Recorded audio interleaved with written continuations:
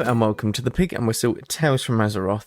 As always here at the Pig and Whistle Inn in Stormwind, I go for a variety of subjects with regards to World of Warcraft. So grab a bottle or a pint, sit back and enjoy. This midweek episode we're going to be going over what are warriors. Now this is a series that I've done primarily on the Friday episodes, but I thought it would be more suited for the midweek episodes as it is more of a kind of newer and more newer player friendly episode, and sort of gives them an introduction into these classes and what they do, what they can do, what roles they fill within a raid system, a dungeon system, a PvP sense, etc. So we're going to be going over one class. We will be going over the warriors this week, and specifically we're going to be looking at all of their specializations, their place in a raid / PvP, any RP elements to them, what are the pros and cons of them, and anything else that are essentially decent or like decently worth knowing about the class itself. So specializations for warriors, you have 3 in total. You have 2 DPS and 1 tank specialization. Protection is your tank specialization. Fury and arms are your DPS specializations. There is no healer spec for the warriors because I wouldn't imagine a giant Tauren warrior hitting you with an axe and calling that healing. That's just my own personal outlook on it. It would be a very intriguing way to heal, but I don't think they've added that into the game quite yet. We'll say that much. Each specialization obviously has its own sort of uniques and flaws and cons and stuff, but protection, you're looking at a very well-rounded tank. You're looking at the basic, you stand there with a sword and board, and you're tanking a lot of damage. You're really rough around the edges. You have spells such as ignore pain, die by the sword, shield block, the very basics of what a sort of warrior would do, barbarian type kind of deal. Fury warrior, you are wielding 2 giant weapons. You are dual wielding these 2 giant weapons, and essentially you are very fast in terms of your attacks. You're constantly swinging, constantly like just chopping people up. Your actions are very fast and very kind of like slicing motions. Arms warrior, you are very slow, but dealing very heavy blows. So you can really feel some power behind your swings. So you have stuff like Colossus Smash, where you stamp into the ground and you hear a shatter almost, and you do more damage. While they have this debuff up, you have Mortal Strike, which we'll get onto in a bit when it comes to PvP, but essentially it is a big hitting damaging ability that reduces healing done to the target, and you can really... The animations for warriors are very prominent, and they make you feel very powerful when using them. What are their places in raids? They obviously have a very good place in raids. They have a lot of utility, such as Rallying Cry, Intervene. They have a Mortal Strike for PvP, which is a very, very good. For prot warriors, I'm not really going to say much about them. Essentially, they are very good, but they are kind of on the lower scale of most things, I believe, at the moment. I believe a lot more things that do take precedence, such as I think Guardian Druids are the best ones in like Mythic Plus at the moment, and maybe even raiding, but I could be completely wrong in that regard. But yeah, essentially, you have somewhat decent utility there. You obviously have immunities to movement impairing effects such as Blade Storm, stuff like that. You have Heroic Leap, you have your charges, you have Hamstring to slow mobs.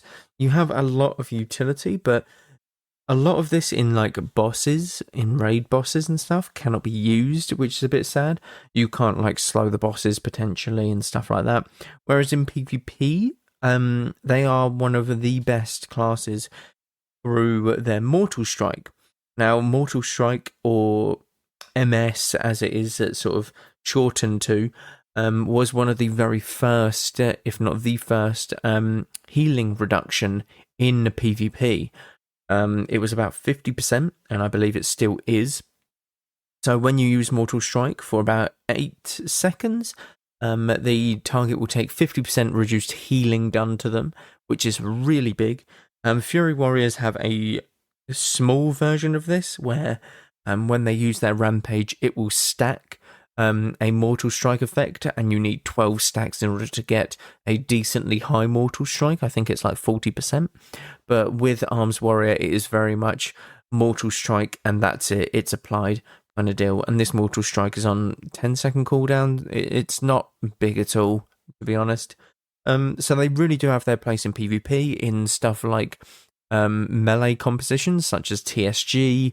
What are the others? TSG, the Rut-Row comp, the Ret Warrior. I'm not too sure if it's called Rut-Row, but I like calling it the Rut-Row comp from Scooby-Doo, obviously. You obviously have Warrior Shadow Priest, Warrior Mage. They're a bit more weird comps, the caster melee type of deal. Warrior Shadow Priest is very much up there. I'm not too sure of the names of them comps, though. That's the thing.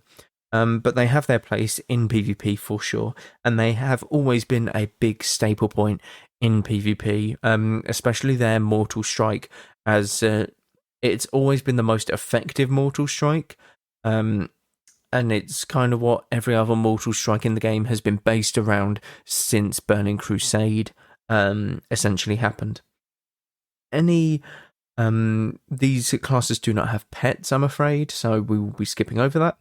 The RP element to a warrior is very simple. You are very bulky, you can wear plate armor, and essentially, if you want to walk around and act as a guard, you can definitely do that. There is the sort of attire of a Stormwind guard. You can get it, you can transmog it, and you can pretend to be a guard. In roleplay elements, in Goldshire, you can look after those who are like being attacked by Horde or something. You can do a lot of things with warrior. It is very much your brutish, like Zug class. You are very much there to protect everyone and be a stand-up sort of hero almost to your faction. The pros and cons of warriors. The pros are PvP-wise, you obviously have a very strong Mortal Strike. You are actually quite mobile. You have a couple charges, a heroic leap, something that stops you from being rooted or snared in Bladestorm. You have very good burst damage. You have very good consistent damage. You have decent CC through Stormbolt and Intimidation Stun, which is your fear. The cons, though, without your Bladestorm, you can't really get out of any routes. You can be slowed pretty easily, and once you are out of your movement abilities, you will be you're not going to be having a great time. I'm not going to lie to you. So there are the biggest cons, to be honest. And in terms of PvE, you do not bring as much utility as, say, probably a DK who has anti-magic zone, or like a monk who has, I don't know, God, there's so many things that melees can bring, but it's very niche to the situation, in my honest opinion. But Demon Hunters have Darkness, so it's an AoE type deal. You have multiple other things, and Warriors really only bring a Rallying Cry. It's something that's decent, but it's not going to make or break the run. The Mortal Strike effect is probably the best thing that you can do in a raid. There are multiple bosses that do heal. Anubarak in Wrath of the Lich King for one, and there's a couple others from what I believe.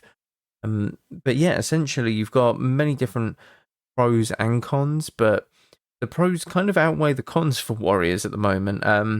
You just lack a lot of utility in raiding, in my honest opinion. In PvP, you have a lot of utility, such as Intervene. It's a lot more useful. The Rallying Cry and all of your cooldowns are a lot more impactful, such as Spell Reflect, etc.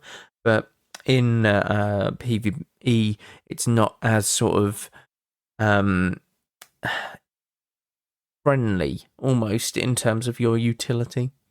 But that is it for this episode. Thank you all very much for listening, as always. The Warriors are obviously a staple point of any MMO, so they are very much worth checking out and making one if you haven't done so already. I'd recommend Fury Warrior. I find it a lot more fun. I find it very fast-paced. You feel like you're doing a lot more, although Arms does feel a lot of fun when you just absolutely like beat someone down with a massive mortal strike crit or something. It is quite funny, but my recommendation would be Fury. But that is once again it. Thank you all very much for listening. As always, do check out the socials down below: Twitch, YouTube, constant stuff happening all over there. Thank you all very much once again, and go with Valor, friend. Goodbye all.